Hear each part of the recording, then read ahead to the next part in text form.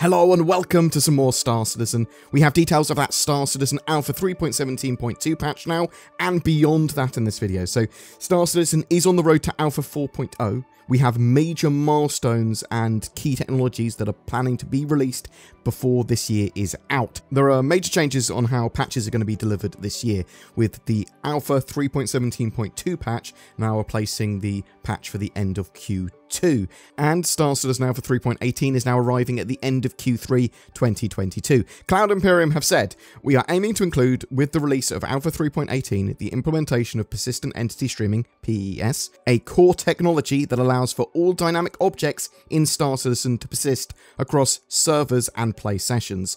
A fundamental change to how state is recorded in the persistent universe is going to have a lot of edge cases and issues we have not come across yet or foreseen. Because of this, we're going to be approaching 3.18 differently from our previous releases, as we are anticipating that 3.18 will require a much longer time in the Evocati and PTU testing phases than other previous releases. The goal will be to get 2 to 3 months of testing on Alpha 3.18 in the PTU for Alpha 3.18's release to live in late Q3. However, there's still plenty of content on the way in the meantime. This will be released on the current 3.17 branch in a 3.17.2 update, which is targeting late June. Cloud Imperium have released a list of that content, and we will delve into that later in the video. Once 3.17.2 is released, which is targeted for the end of Q2, testing on 3.18 will commence shortly after. Additionally, there will be a Star Citizen Alpha 3.19 update at the end of Q4, with a similar testing approach as 3.18 for the initial release of server meshing, the Pyro system, and more in Alpha 4.0. This is already interesting to me because, and a little confusing. With the 3.19 and 4.0 talk, this has me a little confused on release plans. Cloud Imperium saying 3.18 at the end of the year, but with a similar testing approach to what they were talking about in the letter from the chairman recently, and similar testing approach to 3.18. That suggests to me that it's just going to be a early test build for 3.19. So we're just going to be able to have it on the PTU, at least Evocati, maybe on the PTU for other people to use, but early, needs a lot of work, needs 3 months in testing, and then I would expect 3.19 to be live end of Q1 2023. Does that seem reasonable? Is that what other people think as well? Is that what it looks like Cloud Imperium are trying to say? I had originally thought that we weren't actually getting a 3.19 patch and they were going to go straight to 4.0, and basically at the end of this year they were just going to do a really early test of 4.0 on the PTU. But again, that might just be me confused. I suppose it's sort of irrelevant because it's all about the features that we receive. And it sounds like 3.19 plans to have early server meshing and Pyro, that new system, which will keep me happy even if it is mega buggy. Anyway, we've had some of the details of Star Citizen Alpha 3.17.2 and that patch. This is going to be replacing the major patch at the end of Q2, and it's already got quite a few features in already. More might be added, some might be removed. It is tentative at the moment, but let's talk about what Cloud Imperium have said is the plan. Illegal delivery missions, implementing illegal variants of delivery missions into the persistent universe, including reputation gains with criminal factions.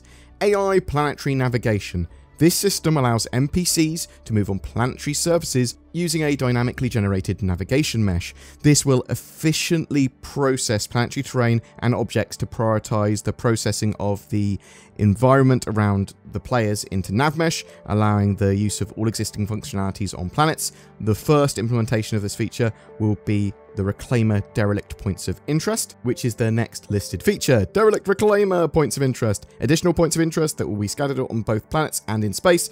They will be Derelict Aegis Reclaimers with some type of activity, puzzle, traversal missions, along with rewards to loot. And obviously, potentially, enemies and friendlies around them that can now run around and enter and exit and more readily sort of appropriately use the terrain around that derelict site.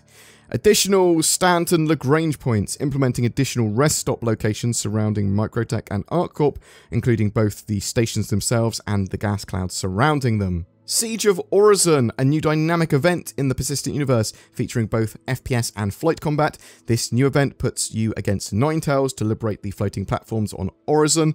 This is what Cloud Imperium have been testing on the PTU recently. It'll be pretty good fun if they can get it all refined and working properly. I describe it as primarily FPS as a mission, but there's obviously some interest and some flight around the area as well. I always love new dynamic events and missions because they're big events that get the community all involved together, and they're just very interesting to cover. We have had some reveals of previously unannounced vehicles on the progress tracker as well. So it was revealed that the Drake Mule cargo vehicle was one of the unannounced vehicles that Cloud Imperium was working on. This will release during Drake's DefenseCon almost certainly, as it's already been marked released on the roadmap. Another one of the now announced ships is the Anvil Legionnaire boarding vessel, which is currently on concept sale, but has work from the EU vehicle content team wrapping up at the end of the year. So this is obviously work well beyond concept, which could mean we might see the ship in maybe Q1 of 2023, maybe? It could be as early as that, in my opinion. We do have a little bit of info on Alpha 3.18, with persistent entity streaming being added to its features. This is the implementation of persistent entity streaming core technology into Star Citizen, making use of services such as Entity Graph and the replication layer. This will allow every dynamic object in-game to fully persist across all servers, irrelevant of whether it's owned or held by a player. Star Citizen in 2022 appears to be the year of milestone tech for the game, with cargo updates, salvage, persistent streaming, potentially early server meshing prototypes, and much more. I'd argue that we wanted these in-game, and they should have been in-game a while ago, at least some of them. They're so important and so core to the game. But whatever you think on that, they do appear to be wrapping up this year with a lot of that really important stuff for the game, and that's fantastic for Star Citizen. Yes, it's going to cause some disruption and changes in the patch releases, and 3.18 as a patch may be incredibly buggy and broken in its early PTU phases, which is why it will need so much testing, and Cloud Imperium are at least aware of that. I'm very much looking forward to that Siege of Orison. I'm very much looking forward to salvage and cargo refactor and persistent entity streaming in 3.18. That's so big with those major sort of tech components in 3.18 as well. I expect that CitizenCon this year, presentation-wise, will be absolutely fantastic. We know we're not getting a keynote gameplay demo this year at CitizenCon, but I suspect the presentations will be very meaty and very interesting. Boom! That's it for your roadmap update and expectations of that 3.17.2 patch, 3.18, and the rest of this year. I'm very much looking forward to everything coming together, but what do you think? Will we see server meshing and pyro in an early test build before the year is out? Or is it something that will never to be delayed? Do you think it was a smart move to sort of go, yeah, with the end of Q2 patch, we're going to have this meaty 3.17.2 patch instead of 3.18 because that requires a lot more testing?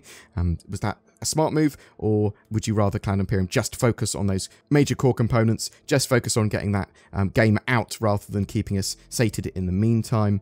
Are you looking forward to 3.18, 3.19, 4.0? Whatever your thoughts, I'd love to hear from you in the comments below. I saw NordVPN once. I was in a forest, late at night. I'd got lost, and then I heard it, an unearthly sound as if the wind was talking to me. NordVPN.com/BoredGamer. Then I saw him run at me. He was so free, almost as if he could be anywhere in the world. America, France, Australia. He was so secure, protected in layers of encryption that I could not even fathom. So majestic. Well, I heard that NordVPN was as big as a bear and could kick your head off. I've also heard that, which is why, just in case, I go to nordvpn.com/BoredGamer to appease the beast. You can find links to that down below. If you're looking for a new god, why not try NordVPN?